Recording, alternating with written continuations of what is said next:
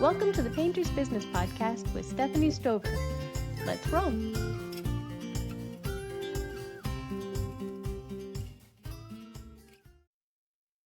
Welcome to the Painter's Business Podcast, the show for growth-minded painting company owners who want to scale, profit, and dominate their markets. I'm your host, Stephanie Stover, and every week we bring you zero-fluff strategies, proven tactics, and behind-the-scenes insights from real business owners and experts who are getting it done in the field. And here's the deal. Every single episode gives you at least one practical, no BS action you can take today to grow your business. Whether you want more commercial leads, safer crews, or bigger commercial contracts, this is where painters come to grow. Let's roll. Today, I'm joined by Sam Bell, president and co-founder at RoadPrintz, Inc., who has a patented robotic system that safely and precisely marks all kinds of intricate road markings. Really excited to have you on the show, Sam. How are you? Very well, thank you. Happy to be here. Awesome. So tell me about the origin story of RoadPrintz. What was the light bulb moment for you? I served on a local transportation advisory committee for my city government, and we were planning on doing something called a road diet, which is when you take a 4-lane road and you shrink it to 3 lanes so you have a shared center turning lane, a through traffic lane on each side next to that. And then we had enough room left over curb to curb to be able to put a 5-foot wide bike lane next to each curb and an additional 5-foot wide buffered lane with diagonal striping next to that, separating the bike lane from the traffic lane. Unfortunately, it turned out at the last moment that no one had anticipated the cost of annual repainting of this road scheme. And so there was no budget to accomplish that. So that got canceled at the last second. And we restriped this as a traditional 4-lane highway with exactly the results that you would expect. Traffic speeds rose dramatically, including through the school zone, by the apartment buildings, by the small shops, and by the churches and the whole neighborhood, so that it became very difficult to cross the street because the street was now well paved and freshly painted to look like an expressway. Wow. Okay. We would have been better off leaving it alone. So tell me a bit about your company then. Tell the viewers what it is that you guys do and who you target. So we produce a operator-driven, truck-mounted, mobile, robotic pavement marking system for markings which are not long lines parallel to the curb. So this would include everything from stop bars or crosswalks to turn arrows, onlys, school zone markings, and such like. So this stuff has traditionally been done by hand with stencils, or of late, it's often done with preformed thermoplastic, which is then melted onto the roadway. Who is your target audience for this product? So there are essentially 2 groups. I'm going to call the first group municipalities, although it includes state departments of transportation, regional entities, counties, etc., depending on where you are in the country. But it's departments of public works. It's the people who are maintaining roads that they own, and they're doing their own striping. Or it is the private contractors who typically bid on publicly offered contracts to do this type of road painting maintenance for those municipalities or other entities. Okay. So could this become a new revenue stream for certain types of painting companies? Yeah, probably mostly for people who are already active in the transportation painting arena. So people who maybe are already long line painters that are doing those center lines, lane lines, edge lines, that sort of thing. You could do this you could start doing this if you hadn't done traffic painting before, but I think it would be a pretty big jump. Right. It's an expensive game to get into. Okay. So, if a painting company was looking to specialize, say, in city contracts, school zones, community safety projects, how would road prints give them a competitive edge? So the first thing to know is that our system allows the operator to remain safely in the cab of the truck. This is not the case with current practice. Whether you're hand stenciling or applying thermoplastic, you're out on the road in traffic, and roughly 5 to 15 people are killed every year doing this kind of work, Oh and my goodness. dozens more are injured, and almost all road workers in this kind of work experience at least one close call, at least once a day. Wow. It's scary. That's So so that's the scary. first thing. The second thing to know is that we can do this more efficiently than you can do it putting down thermoplastic or putting down stencil and paint and so on.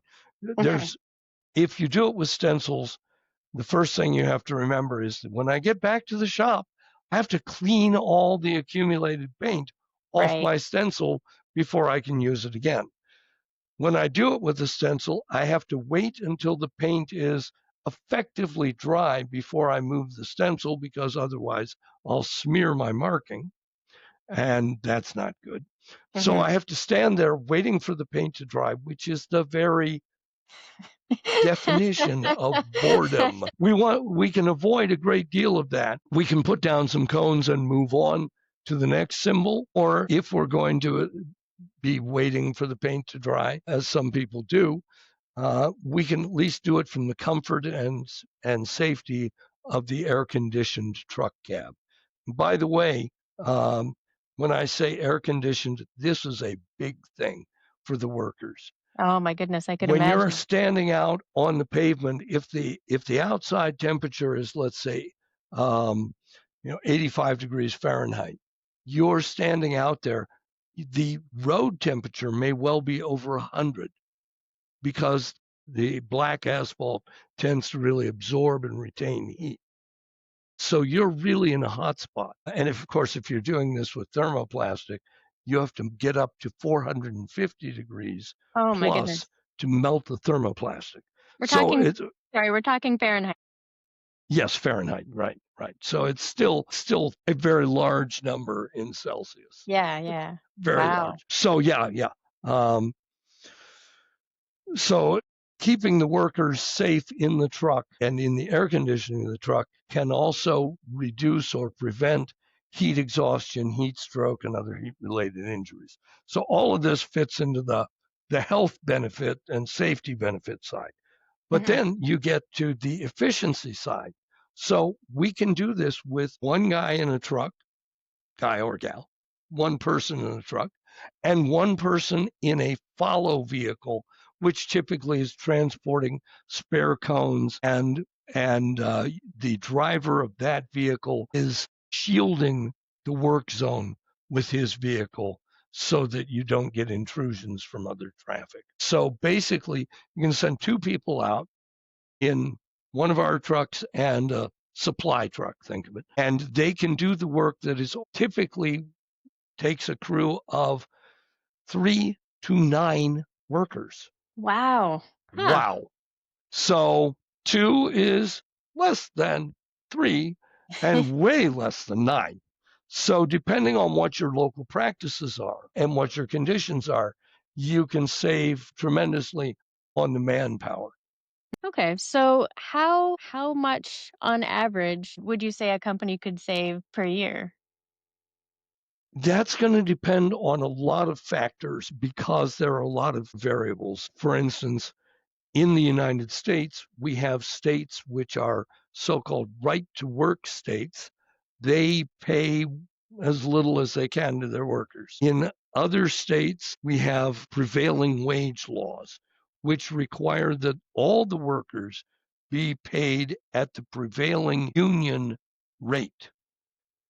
So there's quite a disparity in the employment costs per hour Hmm. between those two classes of states.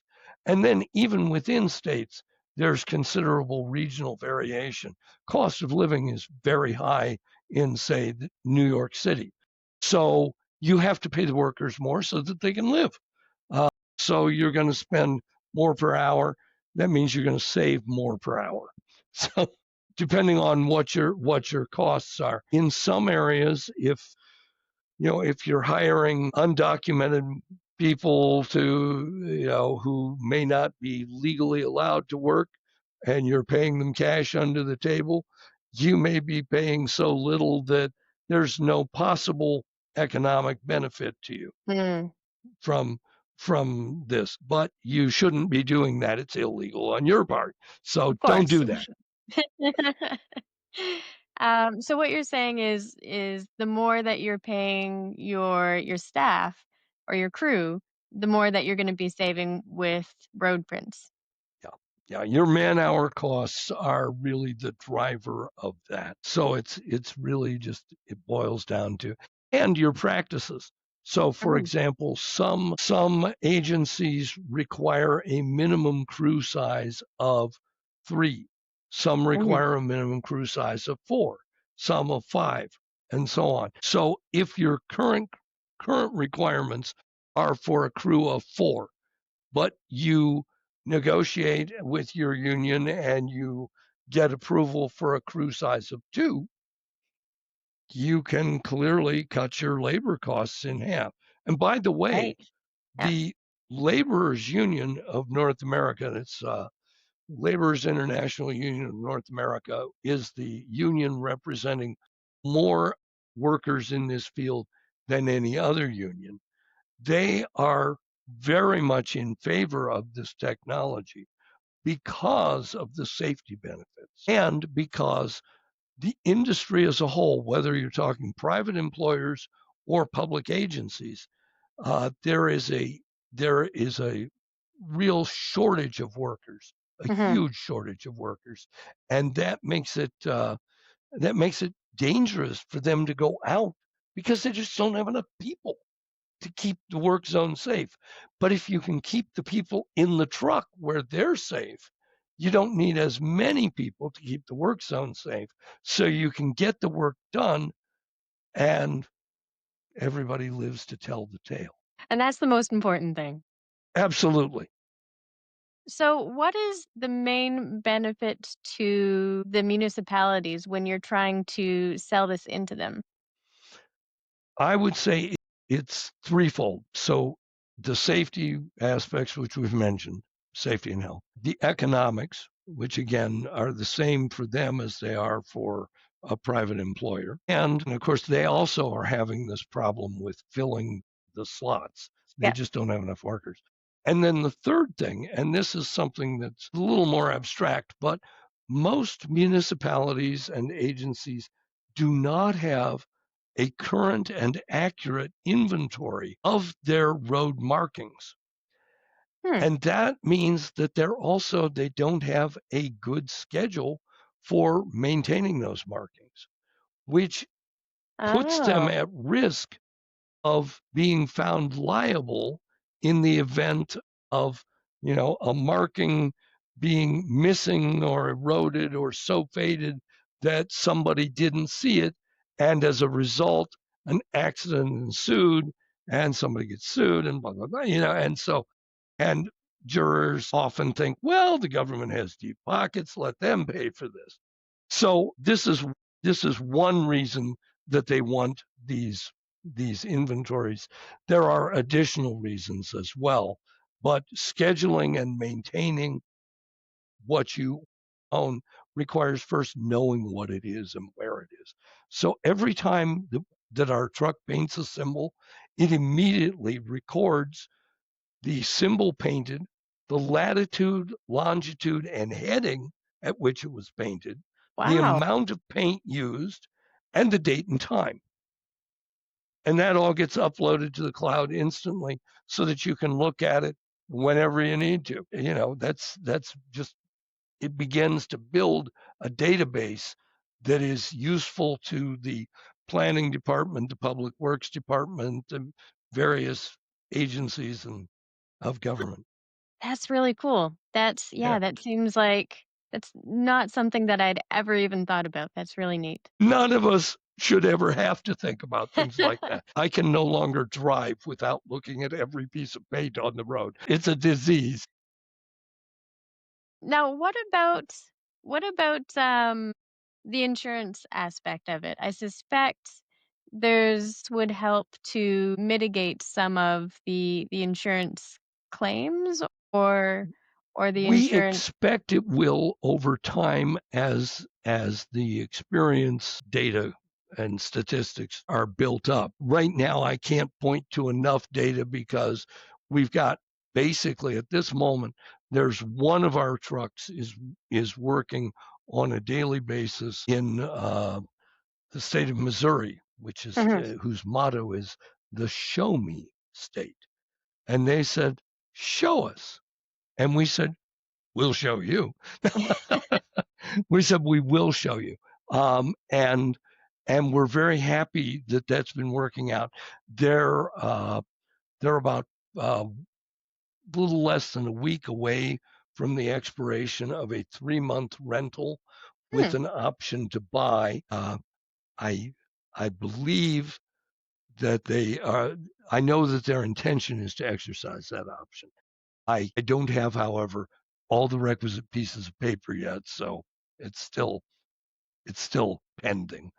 But I believe that we'll have that very shortly. Fantastic. Well, that's exciting. So we haven't built up enough time spent, data, but clearly it's going to be safer for the workers. Awesome. What would you say is your biggest challenge at RoadPrintz right now? We are the new kid on the block. This is a new technology. People look Mm. at it, they see videos, and they say, "Yeah, it looks cool, but how do I know that it'll really work?" And the answer is, we'll show you. We're just like we're showing Missouri, and Missouri will happily share with you their experience with this Hmm. technology. You will be pleased if they do, and so will he, of course. But the biggest thing is that when you're trying something new and you have an old way of doing things, it's hard to break out of the old habits. It's hard to break out of the old mindset. You say, well, this is how it's done. It's the only way it can be done. It's always been done this way. Do you know how old stenciling is? Oh my goodness. I have no idea.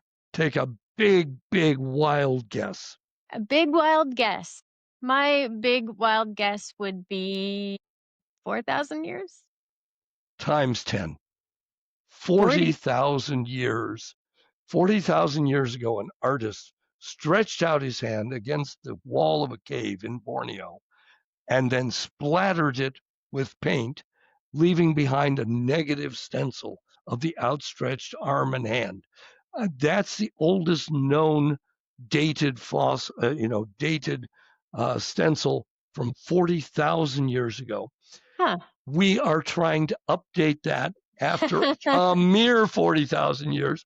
Now, I Wow, will point right. out that was a negative stencil. Y Positive stencils, the kind of thing that we think about today, came about a few hundred years ago, possibly even 1,000 years ago. I don't know. But there's been no change since the advent of the positive stencil to today. Mhm. So 100 years ago, and we have pictures of this, road crews were stenciling arrows with the same stencils they're using today. Huh. Wow, that's crazy. So, yeah. So you've done something a lot of entrepreneurs dream of, turning hands-on trade into a scalable product. What are some early signs that a painter might have a scalable idea? The first thing is, are you solving a problem that Mm. other people recognize? If it's a problem that's only in your head, it's not looking for a solution except maybe for you.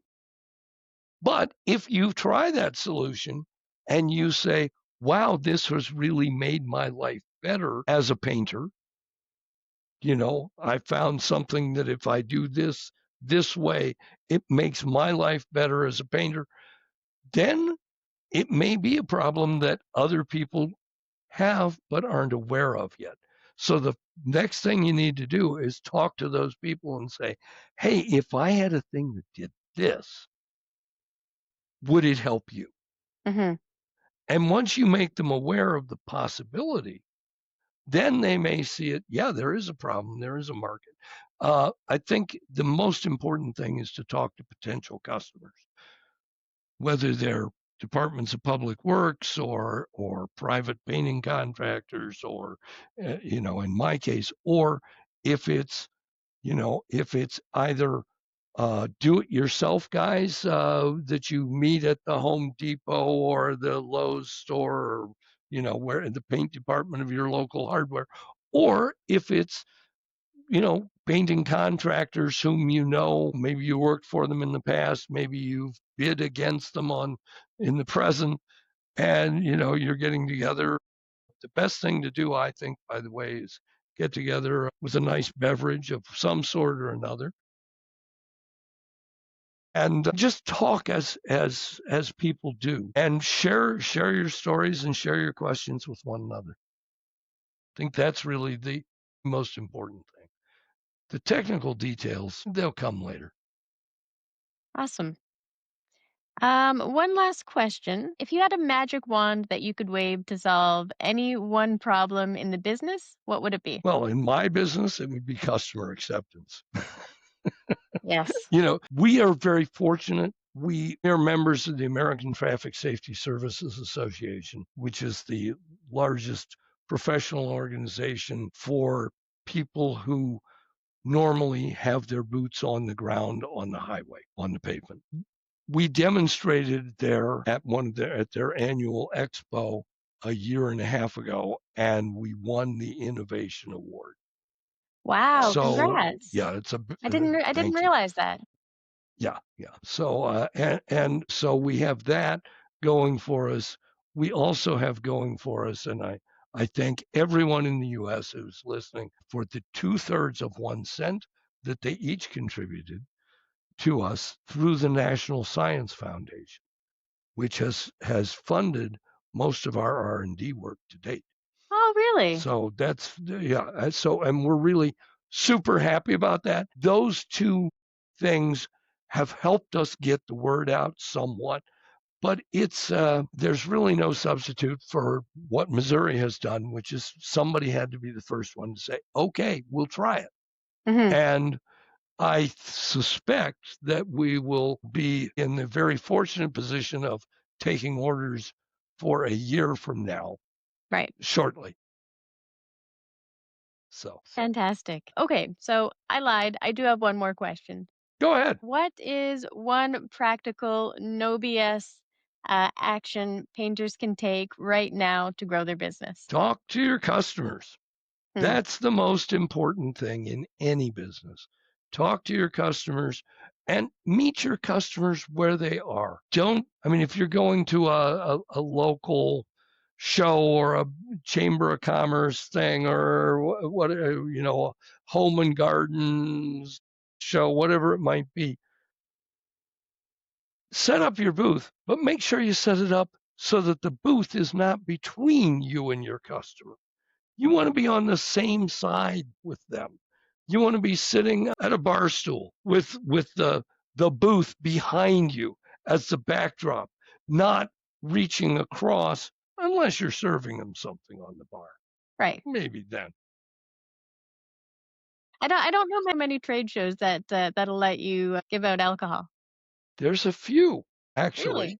Really? Yeah, it takes some doing, and you have to arrange things very carefully in advance, but it can be done. Awesome. Where can people follow you or get in touch? The company is RoadPrintz with a Z because the S was taken, of course. RoadPrintz with a Z.com. Awesome. And we're right there on the internet, roadprints.com. There are videos. We have a YouTube channel, and you can always just email me, Sam at roadprints with the Z.com. Awesome. Well, thank you so much, Sam. And thank you to our listeners for tuning in to today's episode. If you enjoyed it, make sure to subscribe, leave a review, and share it with someone who needs to hear it. Like Sam said, you can find him at roadprints with a Z.com. My Canadian is coming out. And if you want to keep up with what we're doing, hit subscribe or follow. Share this with a painter who needs to hear it. And if you're doing over $1 million a year and want help scaling, go to passionatemediamarketing.com. Catch you on the next episode. Thanks for tuning in to today's episode. This is the Painter's Business Podcast with Stephanie Stover.